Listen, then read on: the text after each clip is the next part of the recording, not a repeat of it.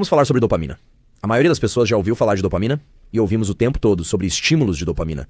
Mas na verdade não existe algo como um estímulo de dopamina. E na verdade, a forma como o seu corpo usa a dopamina é ter um nível basal de dopamina. Ou seja, uma quantidade de dopamina que circula no seu cérebro e corpo o tempo todo.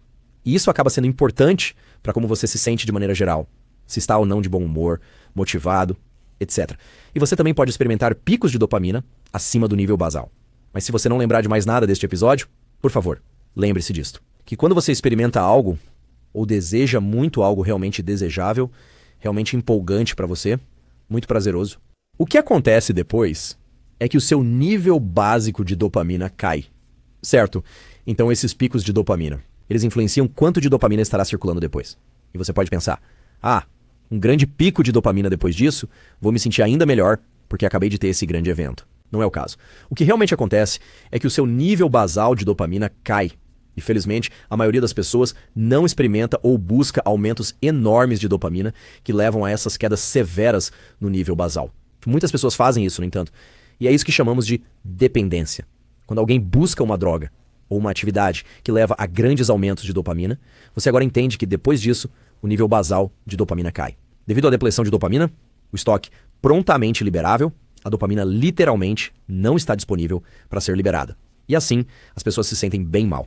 E muitas pessoas cometem o erro de então ir e buscar novamente a atividade ou substância que evoca e libera dopamina, pensando erroneamente que isso vai aumentar seu nível basal, que vai lhes dar aquele pico novamente. Não só não lhes dá um pico, como seu nível básico fica mais e mais baixo, porque estão esgotando a dopamina cada vez mais. E temos visto isso repetidamente. Quando as pessoas ficam viciadas em algo, deixam de sentir muito prazer. A dopamina é uma moeda universal em todos os mamíferos, mas especialmente em humanos. Para nos mover em direção aos objetivos e quanto de dopamina está em nosso sistema a qualquer momento, em comparação com quanta dopamina estava em nosso sistema há alguns minutos. E quanto nos lembramos de ter apreciado uma experiência específica do passado. Isso dita sua chamada qualidade de vida e seu desejo de buscar coisas. Isso é realmente importante. Dopamina é uma moeda e é a maneira como você mede o prazer. É a maneira como você mede o sucesso. É a maneira como você mede se está indo bem ou mal. E isso é subjetivo. Mas se sua dopamina estiver muito baixa, você não se sentirá motivado. Se sua dopamina estiver realmente alta, você se sentirá motivado. E se sua dopamina estiver em algum lugar no meio, como você se sente, depende se você tinha mais dopamina há alguns minutos ou menos dopamina.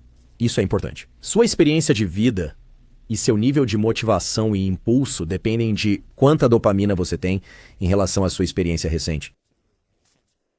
Mais uma vez, isso é algo que simplesmente não é levado em conta na linguagem simplificada de picos de dopamina. Uma maneira simples de visualizar os picos de dopamina é que toda vez que você faz algo de que gosta, você come um pedaço de chocolate. Pico de dopamina. Você olha o seu Instagram, pico de dopamina. Você vê alguém de quem gosta, pico de dopamina. Todas essas coisas são descritas como picos de dopamina. Negligencie o fato de que se você rolar as redes sociais e ver algo de que realmente gosta, é aumento de dopamina. Claro, há um aumento na dopamina. Mas então você chega a outra coisa e pensa, não é tão interessante. No entanto, se você tivesse chegado a essa segunda coisa primeiro, poderia achar que era realmente interessante. Se você tivesse chegado a essa segunda postagem no Instagram 3 dias depois, ou 4 dias depois, poderia achá-la extremamente interessante. Novamente, quanto de dopamina você experimenta de algo depende do seu nível básico de dopamina, quando chega lá, e dos seus picos de dopamina anteriores. Isso é super importante de entender, e é completamente negligenciado pela linguagem geral sobre picos de dopamina. É por isso que quando você se envolve repetidamente em algo que gosta, seu limiar de satisfação aumenta cada vez mais. A dopamina é essa moeda universal. Ela estabelece valor com base não apenas no que você está experimentando no momento, mas também no que você experimentou nos dias e minutos anteriores. Agora que você entende como seu nível anterior de dopamina se relaciona com seu nível atual de dopamina, e como seu nível atual de dopamina influenciará seu nível futuro de dopamina, deve se tornar óbvio como pornografia. Não apenas pela acessibilidade da pornografia, mas a intensidade da pornografia pode moldar negativamente as interações românticas e sexuais no mundo real. Isso é uma preocupação séria. A discussão está acontecendo agora. Os mecanismos neurobiológicos subjacentes você agora entende. E isso não é para julgar se é ou não pessoas gostam ou não de pornografia. Isso é uma discussão ética e é uma discussão moral que tem que ser decidida por cada indivíduo, em virtude da idade, etc. Mas, novamente, Qualquer atividade que provoque uma grande liberação de dopamina tornará isso mais difícil. Para alcançar o mesmo nível, e certamente um nível maior de dopamina, através de uma interação subsequente. Então sim, de fato, muitas pessoas são viciadas em pornografia. E sim, de fato, muitas pessoas que se entregam regularmente à pornografia enfrentam desafios nas interações românticas do mundo real. Agora, você entende os mecanismos por trás do que estou lhe dizendo. Você pode até ver isso com videogames. As pessoas jogam um videogame. Eles adoram. É super emocionante para eles. E então continuarão jogando e jogando e jogando. Ou uma de duas coisas acontece. Geralmente ambas. Primeiro de tudo, eu sempre digo que o vício é um estreitamento progressivo das coisas que trazem prazer. Então, muitas vezes, o que ocorrerá é que a pessoa só sente excitação e pode alcançar a liberação de dopamina. Na mesma medida, fazendo esse comportamento e não outros comportamentos. Então, eles começam a perder interesse na escola. Eles começam a perder interesse em relacionamentos. Eles começam a perder interesse em fitness e bem-estar e esgota a vida deles. E, eventualmente, o que normalmente acontece é que eles param de obter liberação de dopamina daquela atividade também. E então, eles caem em uma depressão bastante séria, e isso pode se tornar muito grave, e pessoas já cometeram suicídio devido a esses tipos de padrões de atividade. Muito brevemente, porque isso também foi abordado no episódio da entrevista que fiz com Ana Lembick. Alguns de vocês podem estar se perguntando: o que devo fazer se eu experimentar uma queda no meu nível básico de dopamina por causa do envolvimento com alguma atividade ou alguma substância que levou a picos grandes? Só para adicionar algum contexto e exemplo a isso, há alguns episódios, falei sobre um amigo que conheço há muito tempo. Na verdade, este é o filho de um amigo que, basicamente, ficou viciado em videogames. Ele decidiu, na verdade, após ver aquele episódio com Ana, fazer um jejum completo de 30 dias de celular, de videogames e de redes sociais de todos os tipos. Ele está agora no dia 29. Ele realmente conseguiu isso. Não por acaso, seus níveis de concentração, seu humor geral melhoraram. Ele está muito, muito melhor. O que ele fez é difícil. Especialmente, os primeiros 14 dias são realmente difíceis. Mas a maneira de reabastecer o pool liberável de dopamina é não se envolver nessas atividades dopaminérgicas, buscando comportamentos.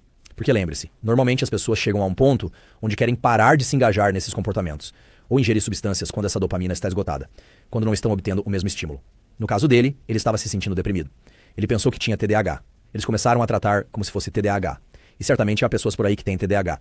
Mas o que ele encontrou foi que seus níveis de concentração voltaram. Ele não. Precisa ser tratado para TDAH. E na verdade, o psiquiatra se perguntou se ele precisava antes deste jejum de mídias sociais e videogames. Ele está se sentindo bem. Ele está se exercitando novamente. Eu não estou inventando isso. Este é realmente um exemplo muito específico, mas muito relevante de como o sistema de dopamina pode se restaurar. Claro, se houver uma necessidade clínica para tratamento de TDAH, siga em frente. Mas eu acho que muito do TDAH passa, diagnosticado erroneamente por causa dessa depleção de dopamina que ocorre devido ao excesso e outras atividades na queda do nível base. Então, para qualquer pessoa que experimentou uma verdadeira queda no nível base e que tem tendências aditivas, quer os comportamentos ou as substâncias, sejam sempre o caminho a seguir. Será ou parar de uma vez ou através de uma espécie de redução para limitar as interações com o que de outra forma seria o comportamento ou substância que provoca a dopamina. Portanto, se eu fosse simplificar bastante, mensagem sobre dopamina seria: existe uma molécula no seu cérebro e corpo que, quando liberada, tende a fazer você. Olhe para fora de si mesmo, busque coisas fora de si mesmo e deseje coisas fora de si mesmo. O prazer que chega ao alcançar coisas também envolve dopamina, mas é principalmente consequência de outras moléculas.